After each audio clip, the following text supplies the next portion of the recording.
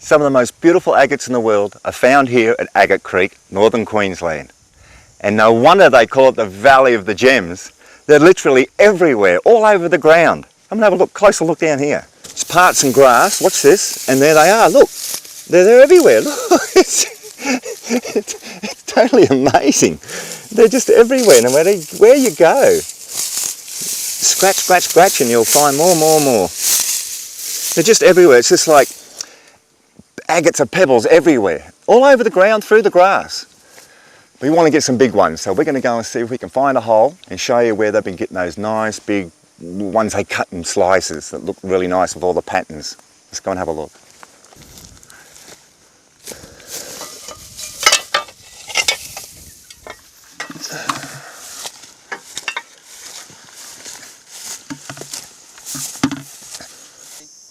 Well, someone's been doing some serious digging here. So let's go and see if we can find something. Here at Bald Hill, the agate seems to run in two levels. You've got the alluvial on top, which is all these small ones. They're everywhere. I mean, you can't help but pick one up. I mean, they really are everywhere. Literally. That's the alluvial. And then you come under here and you're starting to get into the harder basalt. From this layer, that grey texture, all that, is that basalt. And the further you go down, the harder it gets, just like concrete down the bottom. So that's probably why you only go to this level. Through here, this is hard picking, believe me. For those that don't want to do too much digging, this is the way to go. You can walk along here and pick up bucket loads of agates. But those who want to get those bigger specimens, they're digging down here into the basalt. Have fun finding them. Now if you're going to go digging, you're going to need some tools. A little shovel, a light pick, a heavy pick for the hard ground, and one to get around those little agates when we find them. And a bucket to take a bucket full back. Let's go and have a look.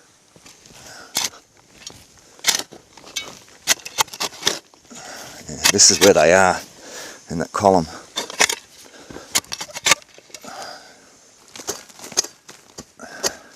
Now you've got to watch. We've got to watch when we're picking. You'll hear a... That's an agate that someone's broke with the pick getting it out. So you've got to be really careful. If you find one, you've got to try to pick around it. We'll have a look soon, I'll show you. Oh, hear that? Hear that?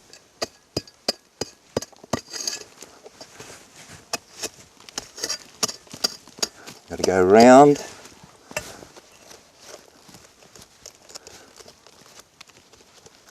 There's one here. Get around it. I'm hitting others while I'm going around it. That's a good sign. There's plenty of them. Look at that. Here we go. It's a bit broken. See, I broke it with the pick. It's easy done, but there's still all that in there. I can always cut that and make a nice stone out of it. Look at that beauty. That's a nice one. That's a full. See, it's got a little chip off the side. I just chipped it off. But inside of there is going to be beautiful. It's got a little rough texture, little knobs everywhere, and little tiny like crater-like sort of texture on the side of it. Not hard to see though, the difference, is it?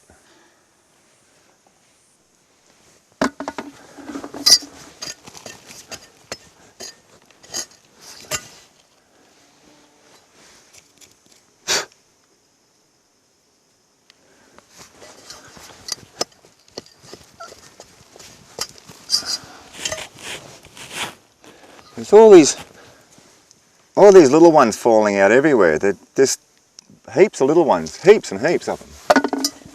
But we're after the big ones. See that sticking out there?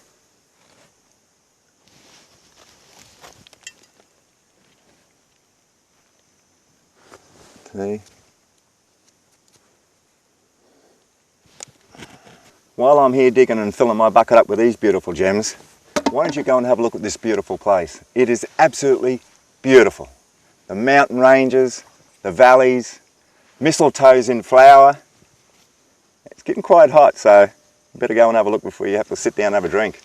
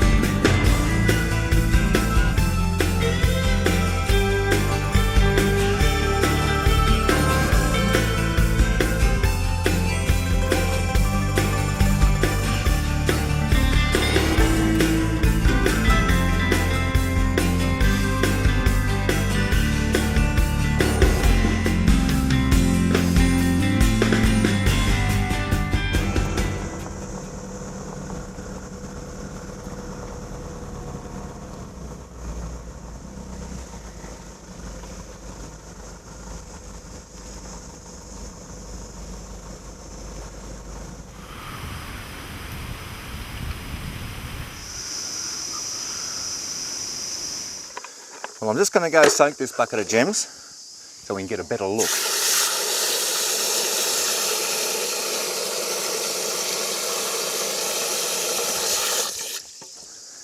Now while they're soaking, there's someone I want you to meet.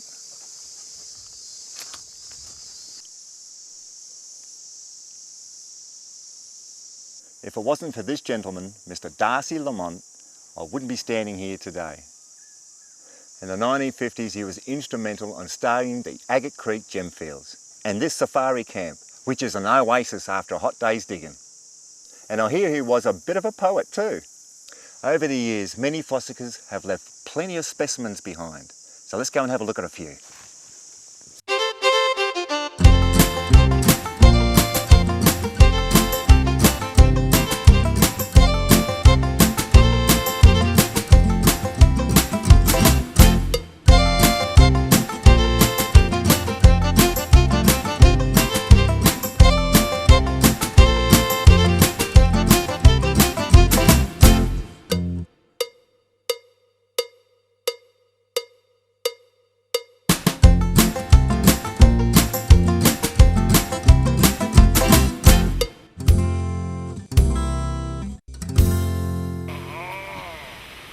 Breakfast!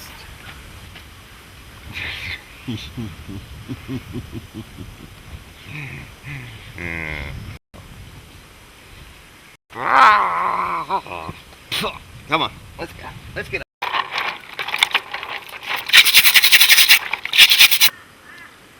Well, I'm just going through a few of these nodules. Some are pretty well cooked, not worth taking with me.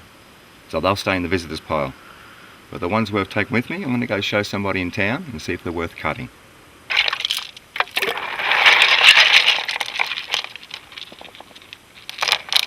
Well, I'm going to keep cleaning these up.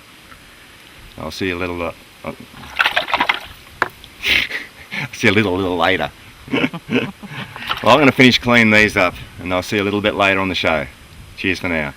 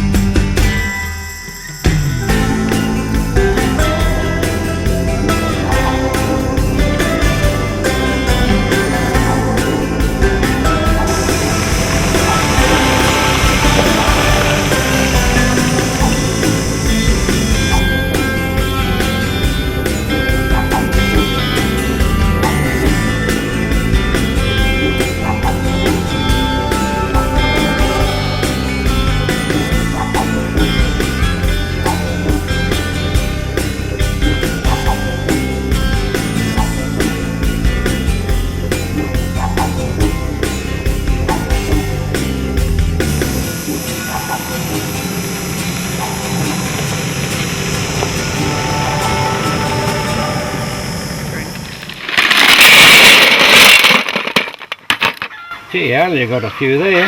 Yeah, we didn't do too bad, Les. Didn't do too bad at all. I was hoping you might be able to find one that I can get cut. Okay, I'll have a bit of a look. Yeah. What are we mainly looking for, Les, and when we find these agates? What's a good agate and what's a bad agate? Well, you never know whether it's a good one or a bad one until you cut it. So I might cut one for you and see what it looks like. Excellent. Let's go for it. Okay.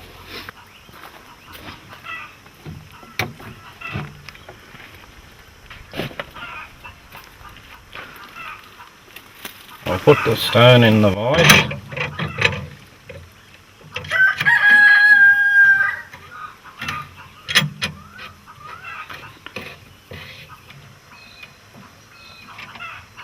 This is a diamond blade, 12-inch, and I run it in diesel because you got to have some coolant, and it's also a lubrication on the stone when you go to cut it. I'll put the lid on now and cut through him.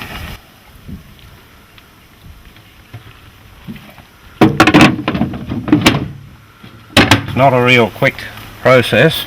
It'll be a few minutes to do him. I'll turn it on now and cut through him.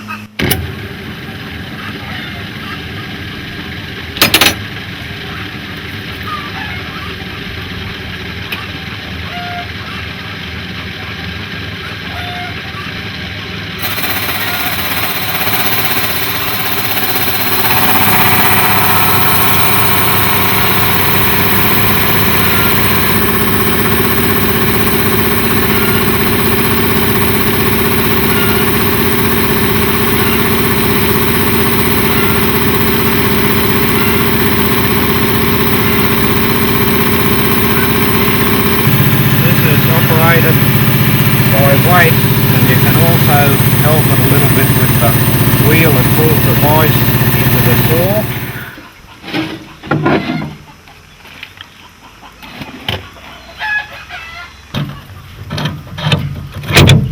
Here's is quite a nice stone.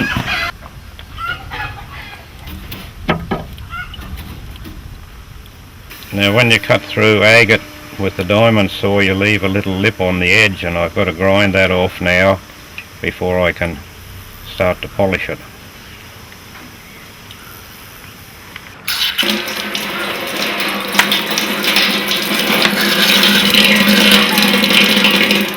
Hey, what you doing, Les? I put a bit of truck wash on it to get rid of the diesel, otherwise it doesn't go well on your lap. Now I've got to grind this lip off here before I put it on the flat lap. I'll start the grinder up and attempt to take it off. I'll run some water on it because otherwise your stone will chip.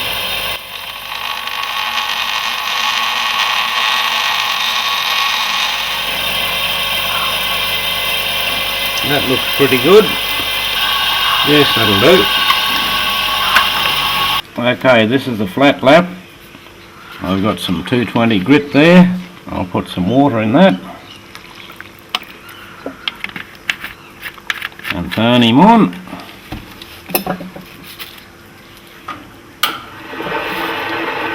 It doesn't spin real fast, otherwise it throws your grit off the wheel.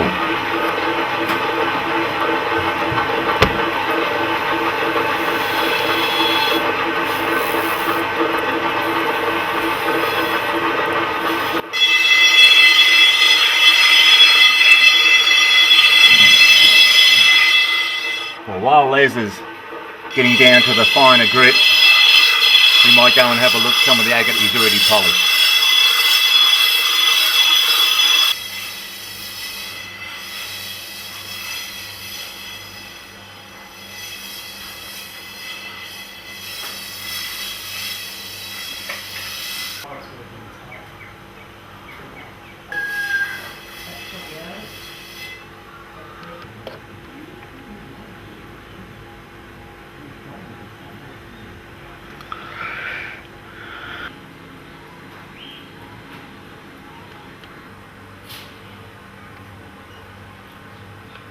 This is the final polish. It's on a felt lap with tin oxide. I'll just put him on there now and finish him off.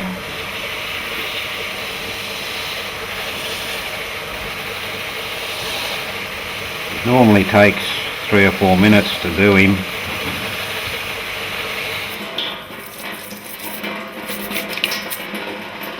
Now I'll have to dry him off and see what he looks like. There you go, Al. There's your polished agate. Thanks very much, Les. That looks like a beauty. How's that? Well, I've got myself a nice polished agate now to put in my collection. But let's go and have a look how they turn agate into nice jewellery. We have a piece of tumbled agate here, and we'd like to make it into a piece of jewellery. Now, one method that we've devised is to surround that piece of agate with some fine silver wire, It's called bezel wire. There's a piece here. You can buy this, or I make my own. Then you form it up into roughly the shape of the stone, like so, and that's a pretty good fit. And you need to solder that join that's here, and then you put a little jump ring on top, and from there you go on to polishing. Well, we have a piece here that is pre-prepared, and this is ready to go over onto the polishing wheels now, so we'll move in that direction.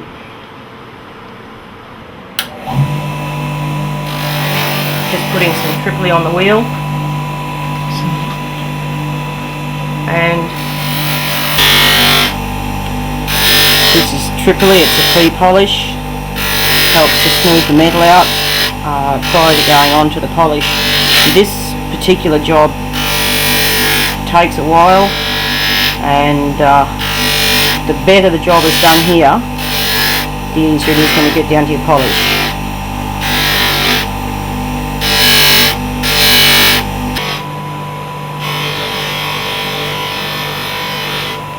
Right, well, we've had this over on the triply, which is a pre-polish. You can still see that there's some visible here. We'll have to give this a clean up before we go on to the rouge, the polishing wheel. But you can see already that the metal is getting a nice finish on it. So we'll take it out and give it a scrub up and get rid of the triply, because it'll contaminate my my other polishing wheel. Put a bit of rouge on the polishing pad. This is when you see how well you've done your preparation. And I clean the bit of polish off the metal. If it's been prepared properly, we have a lovely finish. If not, yes, we've got to go back and clean up anything we haven't done properly in the first place.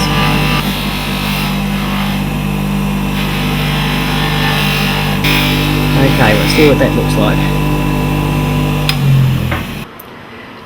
Taking this off the polishing wheel, wipe the worst of the polish off, and you can see the polish on the metal. Doesn't silver come up beautifully? The only problem with it is so soft it scratches easily, but it's easy to repolish. So that just needs cleaning up now. We've still got, you can see in the groove here, we've got a little bit of polish still in there. I'll have to go and clean that, and I'll put it through probably an ultrasonic and give it a nice clean up. And there we have a beautiful piece of Agate Creek agate mounted in fine silver.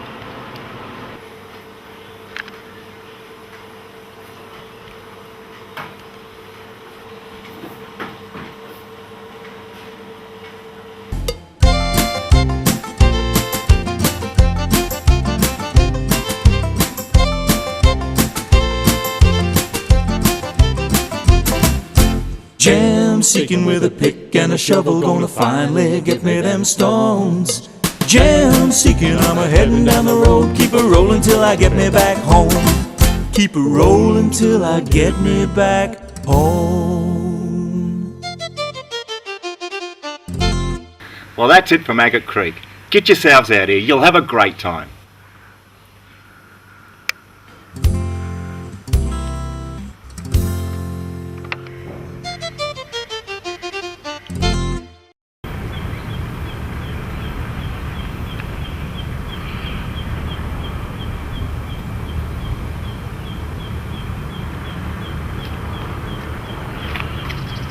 Situated just 1 hour from Cairns, up on the beautiful Atherton Tablelands, is where you'll find the Crystal Caves, which is one of Australia's most spectacular private mineral and gemstone collections. Over the past 40 years, Rene Boissevain has made it his passion to collect the best of these gems from all over the world, and displays them in a very unique way. Rene, Yes. what made you create such a unique display? Well, crystals and fossils belong in an adventurous and mysterious underground system. And to make that even better, it's based on family. Kids love it. They open doors, they go through tunnels, and what you see along the line are the crystals and the fossils. And I think too many, not too many, but museums worldwide, they have it in showcases and that's it. The name is with it and no. The environment created is also where people can touch, and they love it. They love to let their fingers glide over the crystals. And I think that's very important. And therefore we also allow photography. And so the whole idea is they belong in that sort of an environment and not in a stale, quite often boring museum environment. So, yeah. And once more, you know, it's the friendly approach for families. But also geologists, also people that have collections, because in my nature it's got to be perfect, otherwise it won't be there. So crystals are not broken. The tips of every crystal is perfect. And I think that is very important too, because that's what it is. It would be the same if you have a flower and you take a petal out, you know, then it's not complete anymore. Or you push your finger in the middle and, you know, it's got to be perfect. Yeah, I understand what you mean. Yeah. And I'm very impressed, because that is one of the, like you said, perfect. Every specimen is just about perfect. It's very hard. Whereabouts did all these specimens come from? Like all around the world? Well, that's half my life. I love traveling. I just hop on a plane and I go to Peru or Madagascar, that's in August now, and visit mines and talk to the people and see what comes out from deep underground. It's a wonderful life. When you get them, how do you get them from there to Australia? Well, the packing is usually, not always, but usually done in 44-gallon drums. And that's, in the old days, that was with wood shavings, but that's not allowed anymore, so it's all propped up with newspaper. And you can roll them, you can tip them upside down. Very clever. And the very, very delicate ones, you know how they transport those? They have a box, a wooden box, fill it with Omo, soap, powder, right? Yeah. Yeah, put the specimen on the layer, that much, and then fill it up with Omo. Just close the lid. Nothing can happen. When it arrives here, I just put the hose in there. That's how simple it is. So that's the very delicate ones. And it get a wash at the same time? Yeah, it gets a nice clean wash. And so you don't have to touch it with a brush or whatever. Yeah. Just let the water just dissolve. So it'd be like sitting in powder? Yes, yeah, it's all, you know, fixed in there. Yeah, can't move. Can't move. No, that's the way to do it. And it must cost a heck of a lot of money getting some of these over here. No, it's not too bad. No? No, it arrives in Brisbane, and a shipment of crystals and fossils and those amethyst geodes, they, when they arrive in the crates and all that, it's more expensive to get it from Brisbane to here, to Atherton. Oh, okay. Yeah, it's more expensive than the sea freight. Sea freight is not costly. So they go in a container though? The container is not a full container, you know, part of it. And that's very easy actually. It takes a long time, you know, from Uruguay or from Brazil or Mexico or wherever I get them from. It takes a long time. Madagascar is the most difficult one. Oh, sometimes got to go through Europe and then to here because there's no straight. No straight shipping? No. Unless you buy a container load, which I did a few years ago. So I'm right for the time being. Okay. Rene, I must say, I am very impressed with the Empress of Uruguay. It is so big. How did you get it down there? It's quite a story, actually. And nearly a divorce on top of it all, because my wife didn't agree. I just came back from Uruguay and bought smaller geodes, amethyst geodes. It's the place to go. It's at the Brazilian border. Okay. And there's a huge mountain range, whatever was a flow of lava, and in there are these blisters. And once in a while they find these huge blisters, but they're not always spectacular like this one. It's not always purple. There's even a bigger one, but it's got grey crystals. Then I got the email from Carlos, who is the mine owner of amethyst geodes from Uruguay. And he said, Rene, we're excavating at the moment the largest amethyst geode in the world. I can't show you pictures because it's still embedded in the basalt and we're working on it. And could you be interested? Because we became over the years that we did business good friends and we have a beer at the end of the day. And so he thought of me, you know, given above Smithsonian Institution in Washington, which has the biggest and the most beautiful collection in the world. And I said, gee, email back, how much? And he said, for you, he said, I need the money, I need a new excavator. He said, 70,000 US. And the dollar then was, I think, 82 cents, 85 cents or so. So I said, oh, yeah, well, I emailed back. And he said, well, why don't you wait? It takes about 3 to 4 months to get it out. And you must realize that thing weighs 2.7 tons. And they have to reinforce it at the mine when it's free with chicken wire and cement, because it's otherwise too fragile to transport. So they actually make a skin. They make a skin around it, yeah, and that then add, of course, to the weight, which is, I don't know, you guess. But I called it, when I saw the pictures, I was just absolutely flabbergasted. I said, I gotta have it. I must have it. So then I had to go to my wife and I said, look at these pictures. She said, yeah, that's beautiful. Yeah, very nice. What you going to do with those pictures? I said, no, I want it. She said, where did we get $70,000 from? I said, we can top up on the house. The house is still, you know. So I said, I'll go to the bank tomorrow. No, you're not going to the bank tomorrow. Oh, yes, darling, no, darling. We've been married for 47 years and we're very good together. And it took like probably 10 days, and Carlos emailed me. He said, Paris, Los Angeles, and Tokyo are waiting for your decision. Do you realize that? Because the rumor spread quickly. There was da. So then I emailed back, I'll have it. Not telling my wife that I did that. So when he emailed back and he said, you're now the owner of the largest amethyst geode in the world, congratulations. So I raced back from the office, I said, darling, we've got it. And I just about had tears in my eyes. And we do have what? She said, I gave it a name in the meantime, I've been sleeping on that, the Empress of Uruguay. Oh, I thought you'd say the private debt. So anyway, oh, she collapsed. I think it was like a week no sex or so, you know, that was the punishment. Uh-huh.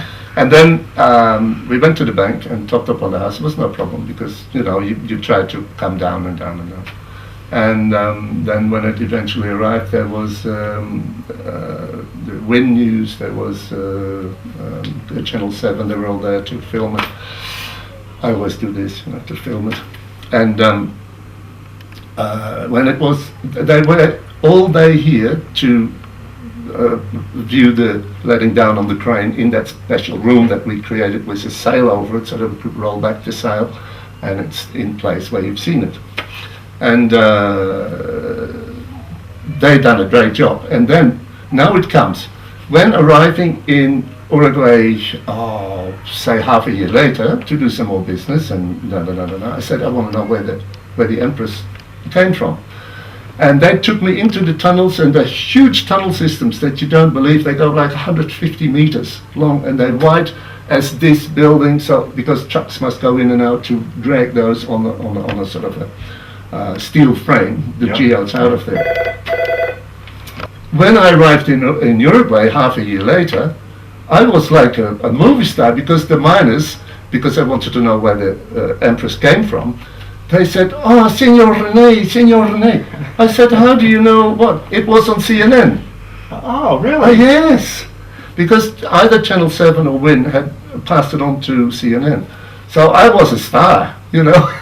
That was great. So then they showed me where it came from, and the guy that was jackhammering away on another geode inside, when he saw me, he stopped the whole thing. He took his mask off and earmuffs. And he said, I was the one who found the Empress. And so he showed exactly where it was laying there, and he just explained it all in Spanish. And I don't speak Spanish, a little bit. And so a guy from Artigas, which is the place nearby, had a camera and he filmed it all. So, and actually that's half a year later again. It needs to be edited and made together, and of course it needs to have titles from Spanish to. So that was very exciting. Yes. Actually, it was a great moment. Yeah. I tell you, one of the things I am very impressed with that geode is that the quality of the geode crystals. Now, I have never seen a geode with the quality of So crystals. perfect. They are. Yeah, Every I one know. of them's the same. I know. It's amazing. Yeah, and I think from the hundreds of thousands of crystals are in there, there's only one or two a little bit damaged on the side. And when it arrived, one of my workers here said, not one of the crystals is hurt. I said, why don't you use the word damaged? She said, the Empress of Uruguay, you have to say hurt. There was none hurt. Fair enough. That was great. Fair enough. But yeah, that was sensational, and we allow people to touch and put their hand inside carefully. So we don't know whether we can continue doing that, because over the years we may get damage done, and that would be so terrible. But so far so good. I think if you give people that what you call it, value, or they respect. Yes. They say, gee, we can touch, we may touch. So, you know, too many museums, it's all don't do this and no photography, and I wonder why. So if you give people that freedom, in return, they value that and you get it back. No, I quite agree, because Yeah. it is such a spectacular piece, and because it's so, I don't know, royal and regal looking, Yeah. I don't think anyone really wants to touch it. No, yeah, I know, Yeah. you can see people going, Yeah, you know, and then sort of, oh yeah, oh wow. yeah, no, it's very impressive. And a lot of people believe in the powers and the energies of crystals. I personally, I don't know, I've never had the experience really. But it depends, some people react on acupuncture, others don't. So that's I true. think that's what it is. That's true. I have maybe carried so many crystals in my life that I'm zapped. Crystal power. Yeah. You do like to do things in a big way, Rene, I must say. And those 3D magic spheres just take it away. Magic spheres, yeah, it was like a dream come true after 15 years, about 15 years, I don't know exactly when I was in Tucson, in Arizona, where you have the big mineral and fossil show. And there was a guy that had just black plastic and stretched, and it was maybe about that wide, and you could stick your head through there. And he rolled a sphere in front of me while the fluorescent light, shortwave, which is dangerous for the eyes, but the lamp was hidden like ours. And he rolled the sphere, and I just got back from the plastic. I said, "That's fantastic!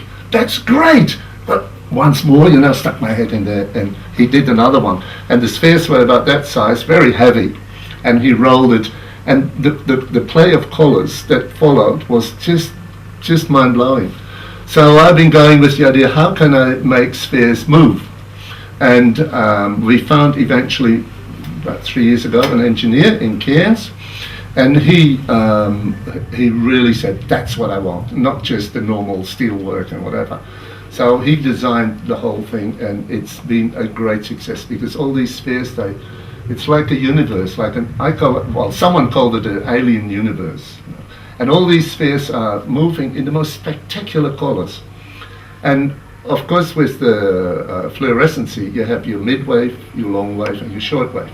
And there's a few more, and the long wave is not as spectacular as the short wave, which gives you that bright light.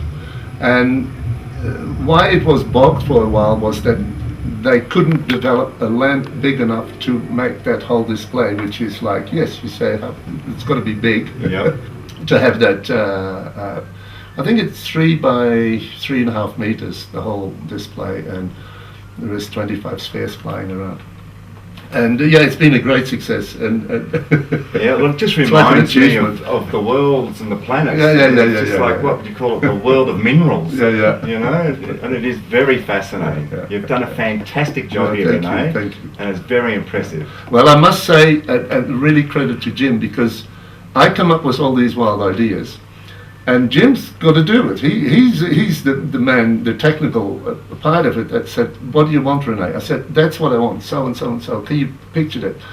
Yeah, once more. And then I explain it, and then he said so he can draw pretty good when he makes the drawings. And then he went to the engineering camps, and the two of them actually did it. Yeah. So yeah, really credit to him. Yeah. Oh, it looks spectacular. Very spectacular. Thanks, Rene. That's okay. It was a pleasure. Well, that's it for the Crystal Caves. For us, we're heading west on another GemSeek adventure. So remember, stay safe and look after those gems.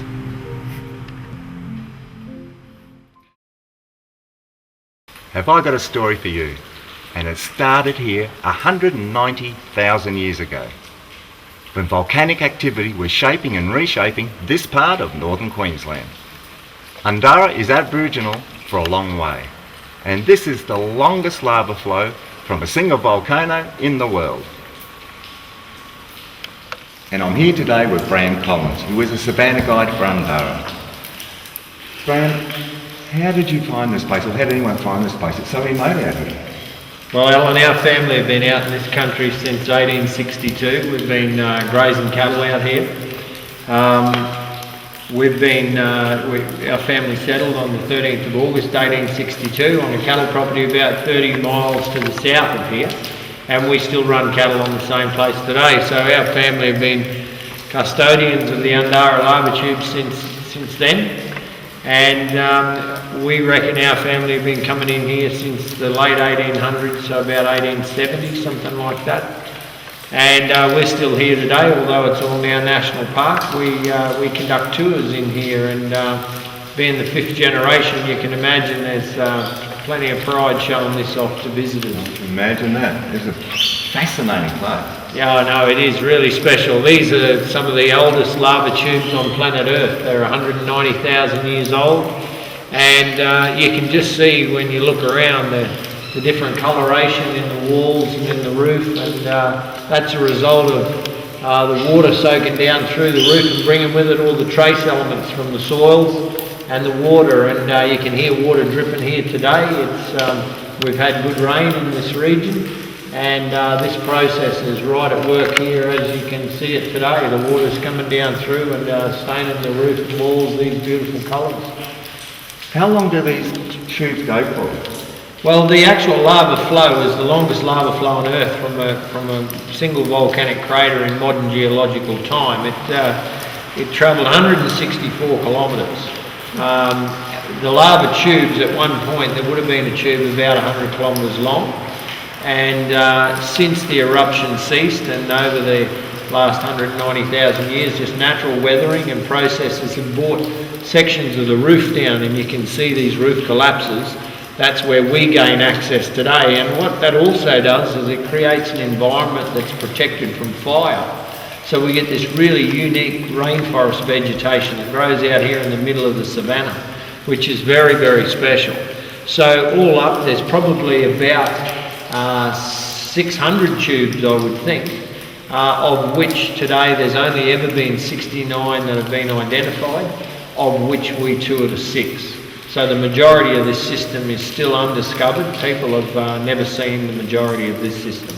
And I suppose, it's like you said before, the only way you can find an entrance is when the roof collapses and gives you an opening to get in. That's right, and the roofs are brought down either by earth tremors, or tree roots that come down through the roof, and they push their root systems down, and they're sucking up moisture out of the soil, and bit by bit they can push the roof apart and cause sections of the ceiling to fall in, and eventually roof collapses. But we're assured it is very, very safe, and having stood for as long as they have, we see very, very few sections of ceiling collapse or anything over the years. Well, from their age, I mean, it's going to be safe for another 100,000 years. Well, yeah, I would hope so. But there certainly are a testament to some of the amazing natural wonders in this great country we live in Australia. It's just fabulous. It is. It's special. Very special. You can see all the green and that along the side. Would that be moss? Yeah, some of it is, and others could be, different trace elements that are in the soil as well. But you can see the tinges here with the natural light on it, and I would suggest that that's probably from the rain we've been having, and the humidity, so you get a bit of moss growing there. Yeah. And it looks like a jigsaw up there of all the cracks going through the ceiling, isn't it? Yeah, it sure does, and that jigsaw effect is what sort of keeps it all up, you know. It's a bit like keystones, and people look up there and they think, well, you know, that's a sign of the age, but that's not in fact the case, you know. When the lava drained out of here, those cracks formed during the cooling process of the actual lava tube.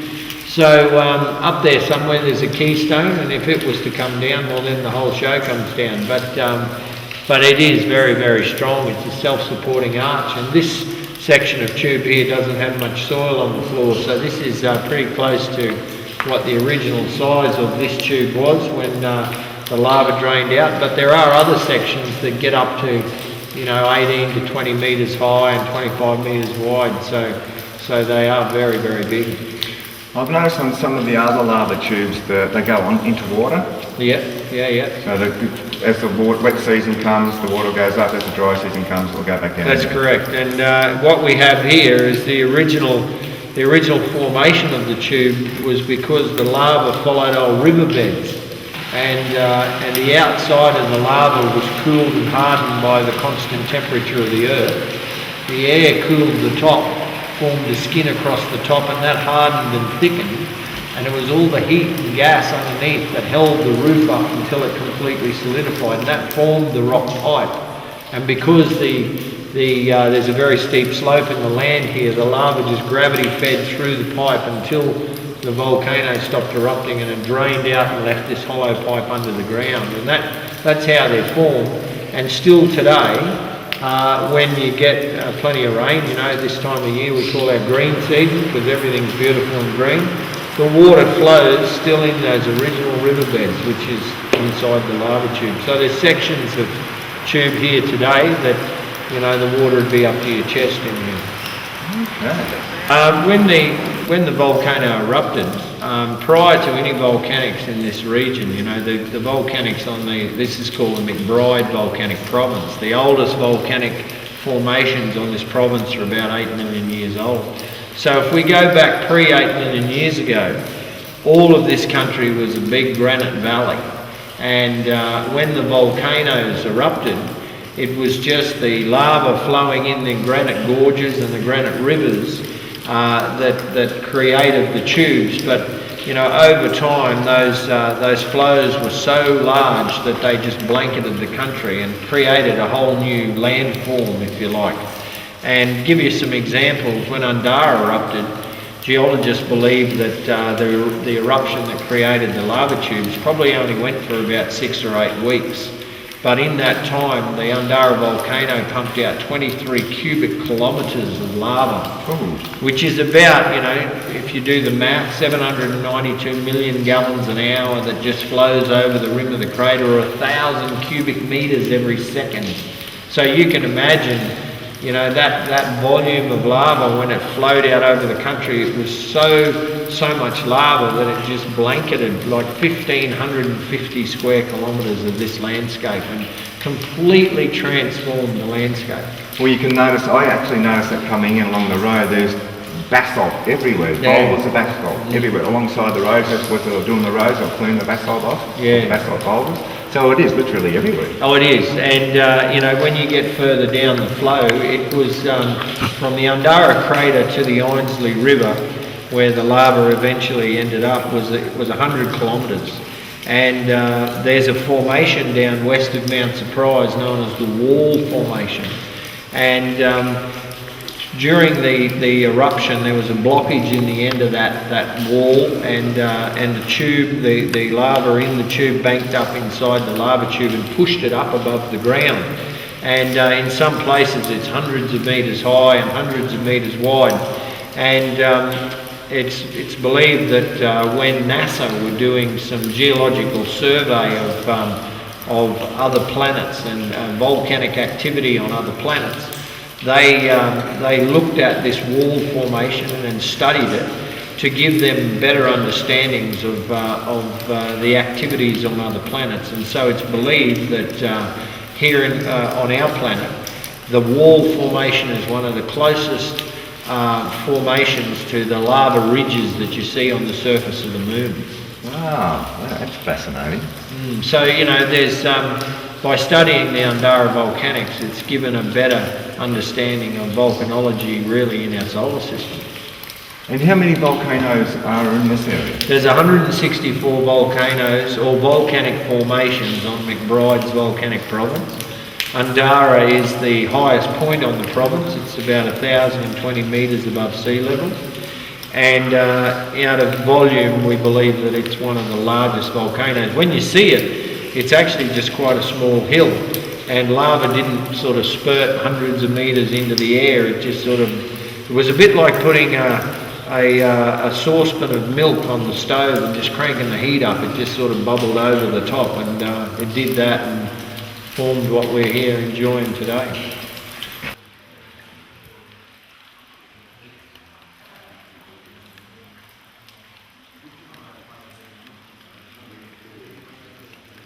Well, I hope you enjoyed this venture as much as we have. But now we're heading west. So until then, stay safe and remember, look after those gems. Gem seeking, I'm a heading down the road. Keep it rolling till I get me back home. Keep it rolling till I get me back home.